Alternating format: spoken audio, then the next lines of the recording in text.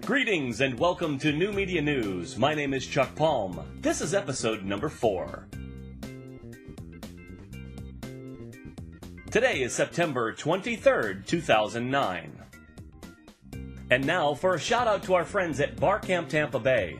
This weekend, on Saturday the 26th and Sunday the 27th, Bar Camp Tampa Bay will be coming to the USF College of Business. Check out all the information at the website at barcamptampabay.org.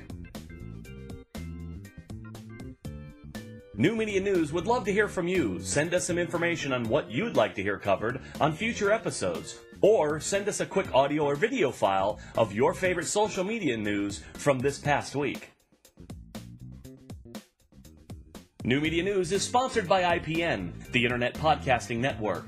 Check us out on the new episode of Podcasting for Your Business at podcastingforyourbusiness.com. Upcoming episode, the follow-up to Brian Brushwood's interview from Scam School.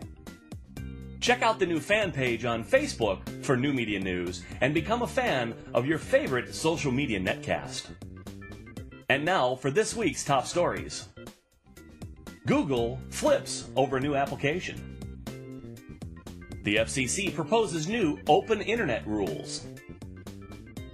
Gizmodo reports that Google says, "You lie," to Apple.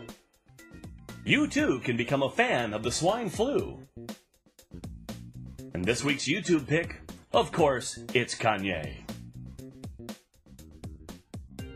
Our first story today comes from the very minimalist blog, myway.com. MyWay is a news blog site that mentions that Google hopes readers will flip over their new format. The Google Flip format is making reading online stories easy, like flipping through a magazine, a shift that could eventually feed more advertising sales to revenue-starved publishers. Internet search leader unveiled the experiment called the Fast Flip Monday at a conference hosted by TechCrunch, a popular blog that has been featured on New Media News. This format is meant to display electronic pages that can be quickly scrolled through by clicking on large arrows at the side instead of a standard web link that requires waiting several seconds for a page to load. This is still in development at Google Labs, but we can see an example of it here when you look at the popular and most recent topics. As you scroll through, find one that looks interesting to you, like, let's say, Cosmo. And there you go. There's the front page of the story and the article, which, by the way, is fully clickable. Why did I choose Cosmo? This week on the New York Times, the Internet Report calls on the FCC for open internet rules. This is a bill that has been known as net neutrality over the years and has caused a lot of confusion and conjecture.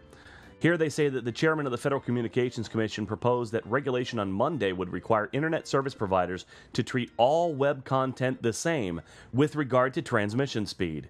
The regulations were welcomed by consumer advocacy groups, but might be a blow for major providers. Under the rules, operators would not be able to discriminate on how they handled internet content or applications.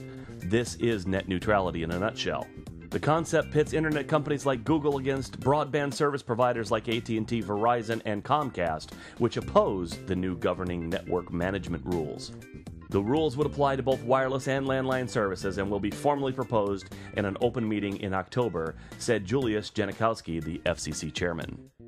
And probably the most crucial statement of the article, Mr. Janikowski proposed codifying the new principles with 4 existing principles issued several years ago by the FCC, and that they have network operations that cannot prevent users from accessing lawful internet content, applications, and services of their choice, nor can they prohibit use of attaching non-harmful devices to the network.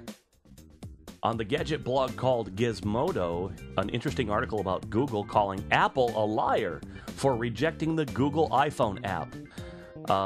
Here's a concept. Google makes a voice application that allows a user to get transcribed emails from their voicemail, if you subscribe to the Google Voice feature, which I do. The problem is, the Apple iPhone store rejected their application to put the iPhone app version of the Google Voice application on an iPhone. Make sense? Not really. In fact, the best bits of this were redacted by the FCC in Apple's response. However, Google pulled the confidentiality request off its response to the FCC's inquiry and why it was rejected. There are some other noteworthy morsels in the full documentation that you can download here, and there's other links to stories that mention why the application was denied, as well as quotes from the Apple executive that actually said, "We're pulling this app." Check out the link in the show notes and be sure to read this article. It's pretty fun. There's lots of good links there. From our mass hysteria department, flu.gov, that's right, the government website about the N1H1 virus, talking about your swine flu in social media. You can subscribe to their Twitter feed at Flugov and on Facebook. Do we really need a Facebook page for the swine flu? I'm just saying. And breaking news from Read Write Web, talking about the Hulu Facebook app. You might know Hulu as the place where you can watch TV on the internet. Well, now you can see Heroes premiere as well as other premiere shows starting this fall. It runs inside the native Facebook, allowing for people to comment, share links, and become friends of fans of the show. One of the more interesting features is that it can show fans online screening events in your area where you can attend and watch TV with real live people. Now from I Can't Get Enough of Kanyes Department, YouTube, once again featuring excellent Conway footage, has a mashup of the president being erupted by Kanye.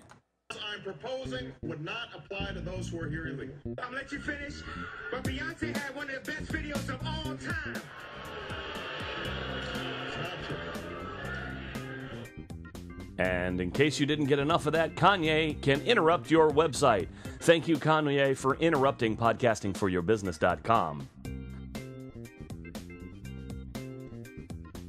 This fun little application can be found on the iVillage site. Also, find that in the show notes, where Kanye can interrupt you all over the internet.